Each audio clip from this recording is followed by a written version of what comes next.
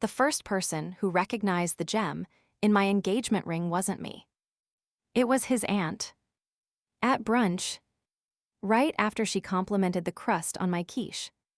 She lifted my hand like it was a museum exhibit, squinted at the stone, and tilted her head. "Oh, wow, this looks just like that sapphire from Lauren's necklace." I laughed, because I thought she meant it in that flattering way. You know, like, "Oh, you remind me of a young Natalie Portman." Or, "This reminds me of that Cartier piece I saw in Vogue." But then she said, "Did Ryan ever tell you what happened to that necklace?" And everything inside me went still. I didn't know there was a necklace. I didn't know there was a Lauren necklace backstory. I didn't even know Lauren owned sapphires. I just knew she was the ex that made him stop listening to love songs and start drinking whiskey straight. He told me designing the ring was his healing ritual. That picking every detail, from the band to the bezel, was how he'd make our love feel completely ours. And I believed him. God, I wore that ring like armor, like proof that someone finally chose me. But now I was staring at it like it was a loaded weapon. That night, after he fell asleep watching House of the Dragon, I crept into the closet, grabbed the little ring box he'd saved like a memento, and shone my phone flashlight onto the stone. I saw it. A tiny scratch, barely visible, but there. Exactly where Aunt Margie pointed.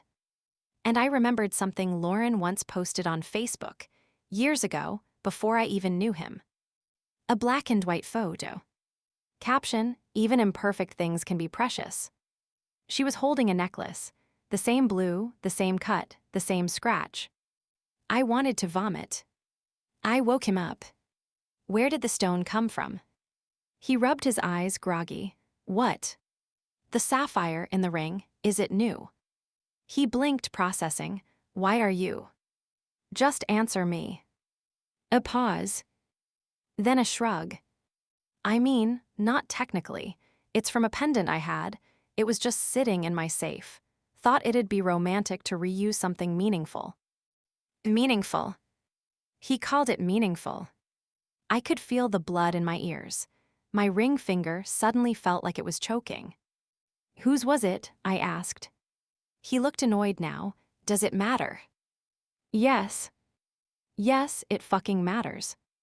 I yanked the ring off and held it out like it was cursed. Was it Lauren? He hesitated. And that was all the answer I needed. I walked into the kitchen, sat on the floor, stared at my own hand like it betrayed me. Because here's the thing, I thought I was the one rewriting his story. I thought I was the fresh start, the clean slate, the love that made the past irrelevant. But turns out, I was just the next chapter of someone else's unfinished sentence. And the worst part, he didn't even tell me. He let me wear another woman's heartbreak on my finger like it was a trophy. Like it meant progress. Like it wouldn't eventually shatter me. People think engagements are champagne and happy tears and Pinterest boards. Mine was DoorDash, rain, and a half-wilted bouquet of grocery store tulips. But I still cried, because I thought he meant it. He knelt on our living room carpet with a soft smile and said, "I want you to have something that feels like us." I should have asked us, or who you were before me. Back then, I lived in the haze of curated romance. We were that couple. Candlelit dinners twice a week, TikToks of him surprising me with matcha. Sunday mornings reading on the couch, legs tangled under one shared blanket like a movie still. He designed the ring himself. Made sure I knew it. That should have been a red flag, right? He wanted it to be a secret. More special that way. He wouldn't let me see sketches, wouldn't even let me near his jeweler's emails. I thought it was sweet. Now I know it was strategic. It arrived in a little black velvet box I wasn't allowed to open until the proposal. He left it in his sock drawer, said it would ruin the magic if I peeked. God, I was so careful, like I was protecting his magic. Not realizing I was shielding myself from the truth. There were other things too, small things. Like how he flinched when I once jokingly said, Maybe I'll wear red lipstick to our wedding, like Lauren used to. He smiled, but it didn't reach his eyes. Or how he still had a vinyl of her favorite album on our shelf, said it was just good music. Or how he kept that one bookshelf off limits. Storage, he said. One time, while cleaning, I opened the bottom drawer by accident, found an old Polaroid, her holding a necklace. The necklace. He snatched it out of my hand, so fast I didn't even have time to fake ignorance. Sorry, I said, immediately apologizing for touching a ghost. He just shook his head. You don't need to worry about the past. But here's the thing about ghosts. They linger. Especially when they're embedded in your jewelry. After the proposal, he posted the ring on Instagram. The caption, "Designed this one from the heart." I reposted it with 3 crying emojis, and he gets me. I was so in love with the story.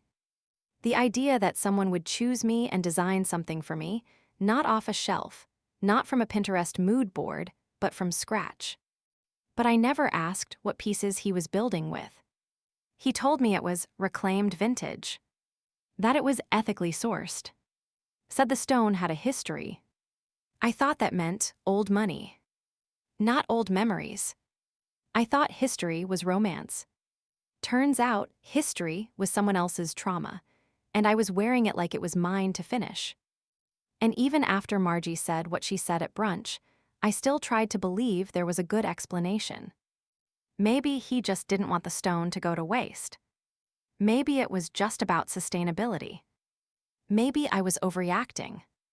But every time I looked at it after that, all I could think was, whose tears did this stone already know? Did she cry while wearing it? Did he buy it for her? Did he hold her hand and call her, forever, the way he did with me? I stopped wearing the ring to bed. Stopped showing it off to my coworkers. Started leaving it in the ceramic dish by the sink, like maybe if it was near water, it could wash itself of the story it was hiding. Once I asked him, if I wanted to redesign the ring, would you be okay with that? He looked confused, hurt even. I thought you loved it. I do, but I'd love it more if I knew it didn't come from someone else's neck. That's when he got quiet. Said I was being weird. That everything has a past. That I'm letting small things ruin big love. But you know what? Sometimes it's the smallest thing that undoes you. A scratch. A caption. A drawer that wasn't supposed to open. You can love someone with your whole chest and still choke on what they won't tell you. And I was starting to suffocate. You ever open a drawer looking for answers, but hoping you don't find them? That was me, kneeling in front of the desk in our guest bedroom at 11:45 on a Tuesday night while Ryan was snoring in our bed like the man not carrying someone else's love story in his fiancé's ring. I told him I had cramps and needed the heating pad.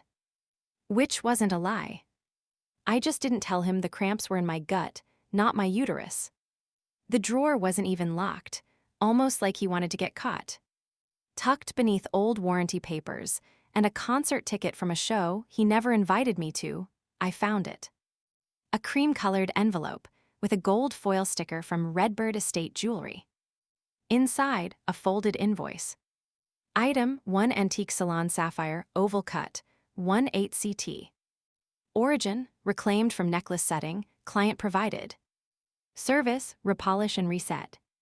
Date, 11 months ago. My hands started shaking. Not because it was Lauren, but because of the date. We'd only been dating for 3 months when he dropped that stone off. 3 months. 3 months into knowing me, he already knew how he wanted me to carry someone else's memory. This wasn't sentiment. This was curation. I sat there for 10 full minutes just breathing. Then I did something I hadn't done since college. I looked up her Instagram. It was still public. Lauren, beautiful, obviously, soft smile, golden retriever, twice published novelist, aesthetically curated like an autumn candle catalog. I scrolled down, looking for the timeline.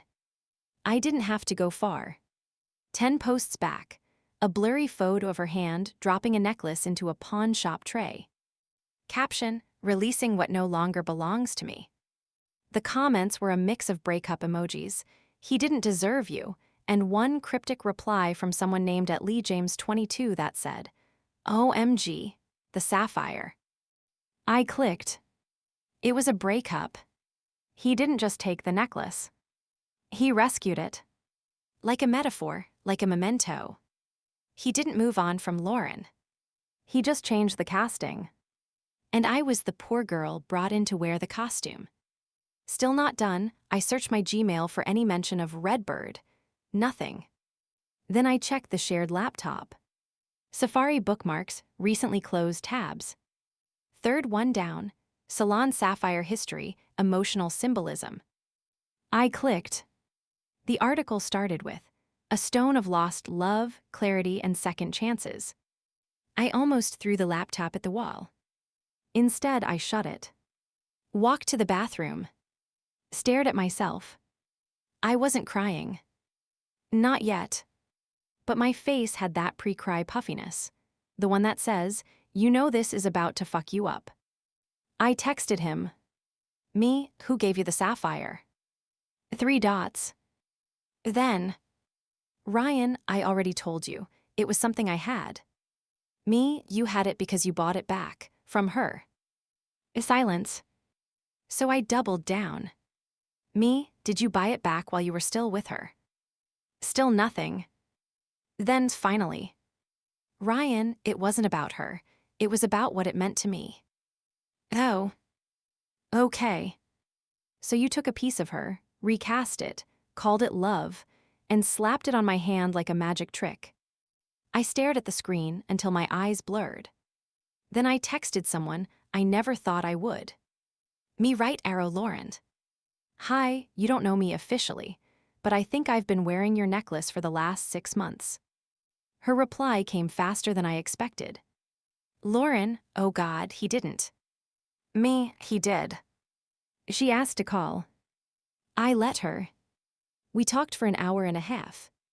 She cried. I didn't. Turns out, she pawned the necklace after he told her he was emotionally available for marriage. He said he needed freedom to grow. Then 2 months later, he was dating me. And 4 months after that, designing an engagement ring with the exact stone she gave up to forget him. She said, I thought letting it go would let me heal. I said, he picked it up and handed it to someone else like a baton. We sat in silence after that. Then she said, I'm sorry. And that's when I cried. Because she didn't owe me an apology. He did. But Ryan just came downstairs an hour later, rubbing his eyes, and said, can we not turn this into a whole thing? A whole thing. Like Betrayal was a dinner conversation, I was stretching past the entree. I didn't say anything. I just walked into the bedroom, took off the ring, and placed it back into the box he thought made it sacred. Then I wrote a note. You don't get to recycle pain into romance, not on my hand. Left it on the kitchen counter. Went to my sister's place. Turned off my phone. And slept better than I had in months. He showed up at my sister's apartment with a ring box and a latte like that was going to fix it. You know what's more insulting than being lied to? Being offered decaf redemption. I opened the door in my pajama pants and yesterday's mascara, fully prepared to slam it back in his face. But he raised his hands like a hostage negotiator. Just hear me out. Fine. 5 minutes. No forgiveness. No fucking latte. He stepped into the hallway, eyes scanning the family photos on the wall like he was trying to remember how human relationships work. Then he said it. I think we should redesign the ring together. I almost laughed. You mean erase the part that makes you look bad? He flinched. I mean, start fresh. Funny, I said, arms crossed. Because you didn't want a fresh start, you wanted a do-over. He blinked. I kept going. You didn't design that ring for me. You designed it for the version of her you wished still existed. That's not true, he said, but his voice had that crack in it, the one people get when they're about to admit something by accident. She pawned it to forget you, I said, and you turned it into an engagement ring to forget that. Still, he didn't speak. So I delivered the final blow. She told me. Now he looked up, really looked. You talked to Lauren. Yeah, and guess what? She still remembers every word of your breakup. Because you used the exact same ones with her that you used on me when I brought up my career last month. He opened his mouth. I held up a hand. She said you didn't like her going back to grad school. Too distracting, said the exact phrase. I need space to focus on my internal growth. Sound familiar? Okay, that's not. She also said your favorite meal was her lemon risotto. He froze. That was supposed to be my recipe. The one I made for him on our third date. The one he said, no one ever made me food like this before. I felt sick. That first birthday gift, the leather-bound Hemingway notebook, she still has hers. You even wrote the same quote inside. He sank down on the stairwell like someone unplugged his skeleton. I didn't realize. No, I said, you didn't care. Because here's the thing about narcissists disguised as romantics. They don't want a partner. They want a mirror. Someone who reflects the version of themselves they miss. And I was just reflective enough to make him believe he'd changed. The worst part wasn't that he reused the ring, or the recipes, or the breakup phrases. The worst part, he reused the hope. He sold me a story I didn't write, and made me grateful to be in it. I looked down at the new ring box he held. I don't want a new ring, I said. He swallowed. I thought maybe we could build something from scratch, something better. I shook my head. I don't want to be better, I want to be real. And I couldn't be real in someone else's recycled dream. He left it on the stairs. Didn't even try to stop me. Didn't chase. Didn't beg. That was the final confirmation. He didn't love me. He loved the role. And I was done auditioning. That night, I called Lauren again. Told her everything. She didn't sound surprised. Said it's like he wrote the perfect scene once, and just keeps casting different actresses. We laughed. Because what else do you do when you realize you were in a remake of someone else's heartbreak? Then I said something that changed everything. You know he's dating someone new already, right? Her breath caught, no. I sent her the Instagram. A girl named Casey, blonde, sweet, book quotes in the bio. Soft. Just like we were. Just like she was. Lauren stared at the screen. And whispered, she's wearing the necklace. I blinked, what? The original one, he got it back. He'd gotten it back. He had the necklace, and the ring, and now a new girl to start again with. We both went silent. And then, almost in sync, we started planning. Because maybe we weren't the only ones who deserved the truth. Maybe it was time she saw the script too. I didn't want revenge. Not the messy kind anyway. I wanted clarity. I wanted every woman who came after me to know exactly what role they were being cast in. Because once you've been rewritten enough times, you stop trying to be original. You just want to stop repeating. So I boxed up the ring. Black velvet, same as before. Polished the stone with a jewelry cloth not out of sentiment, but so she'd see it for what it was, polished pain. Then I wrote a note. Just 6 words. So you don't become her too. Folded it, tucked it into the lid.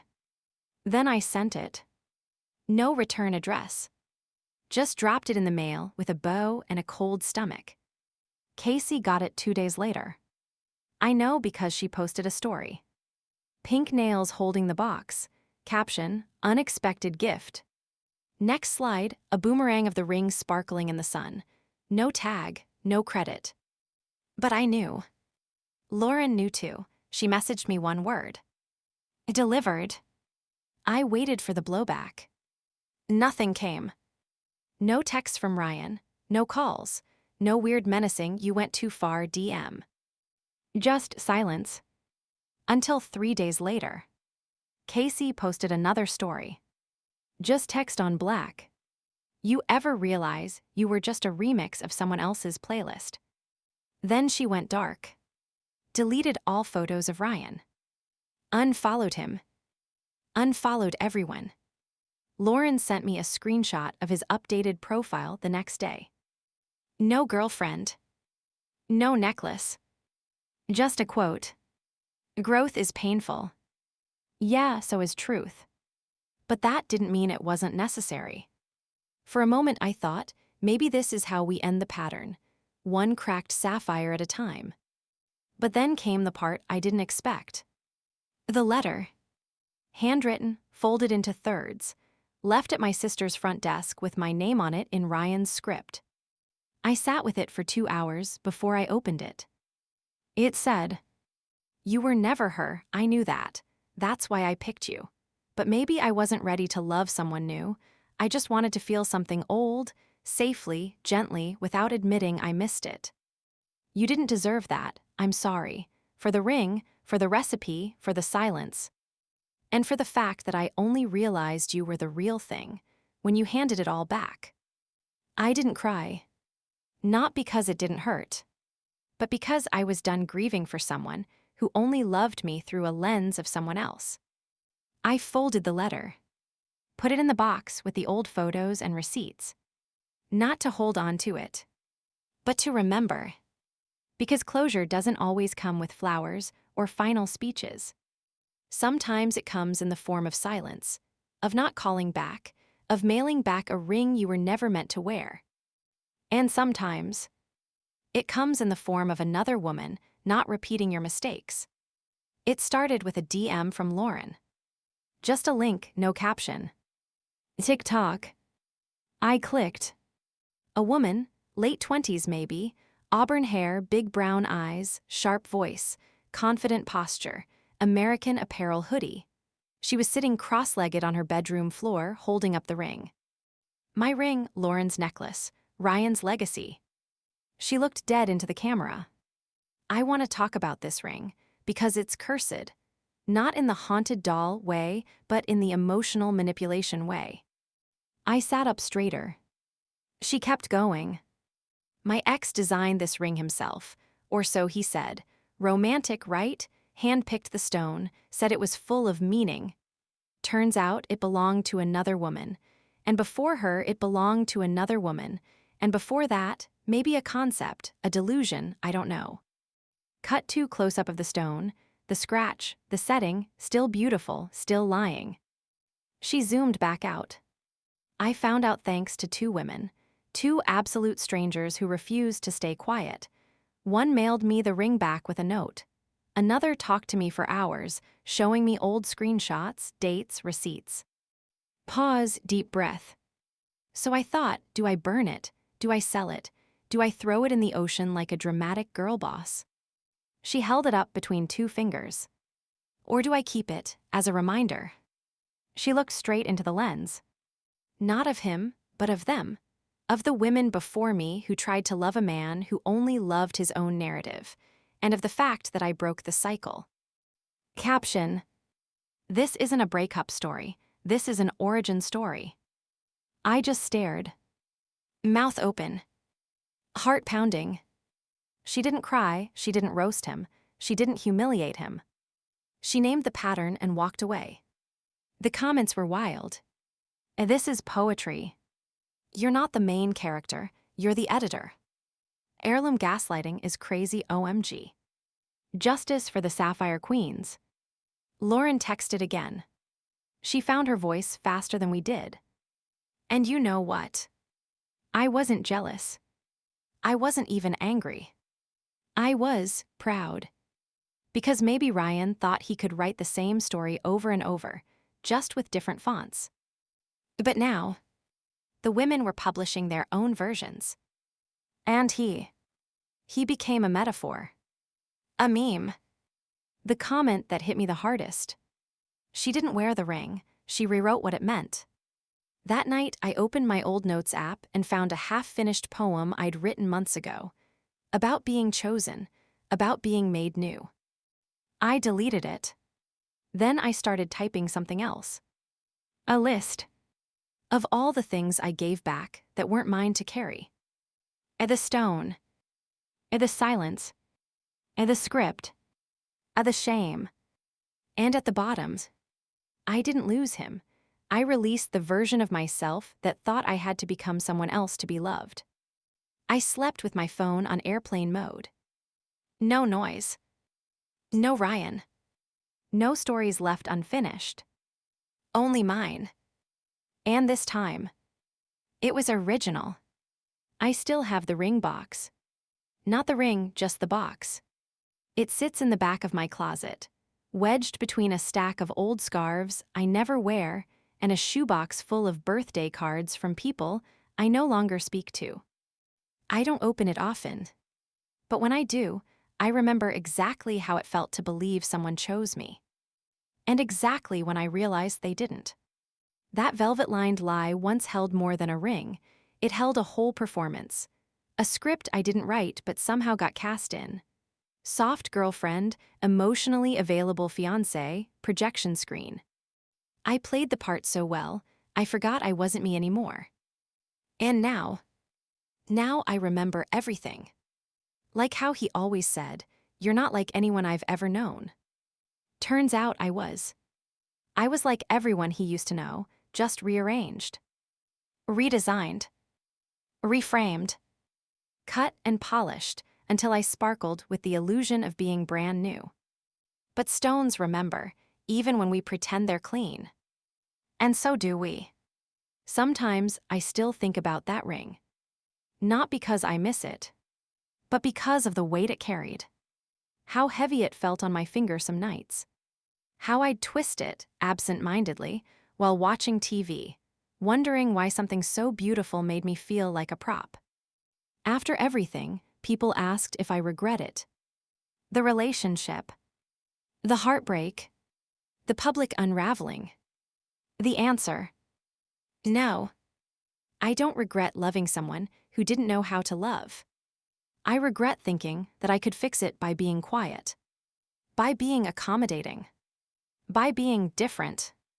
But now I know. Being different isn't about shrinking to fit someone's broken narrative. It's about refusing to be written in pencil. I think about the other women sometimes. Lauren. Casey. Maybe more I'll never meet. Maybe more he hasn't met yet. And I hope they remember this. You are not a recycled story. You are not someone's emotional do-over. You are not a stand-in for a memory. If someone tries to hand you love that smells like nostalgia and looks like déjà vu, drop it. Let it shatter. Then build something else. For yourself. From scratch. Without borrowed pieces. Because when love is real, it doesn't come with footnotes and former owners. It comes with presence. With honesty. With eyes that look at you, not at who you remind them of. And if that means staying single longer, fine. If that means sleeping alone for a while, cool. Because I'd rather be by myself in truth than adored in fiction. So no, I don't wear the ring. But I kept the box. Not as a symbol. Not as some sad little keepsake. But as a reminder of the moment I chose myself over the story he wanted me to play. And next time, there's not going to be a recycled stone. There's going to be fire. And no one's going to mistake it for anything but mine. Subscribe to my Mia's Stories YouTube channel for raw, emotional stories and authentic insights that encourage healing, growth, and understanding. Don't forget to be part of a supportive space where stories inspire and lessons resonate. What do you think about this story? Let us know in the comments. Your opinion truly matters to us, and we're here for you.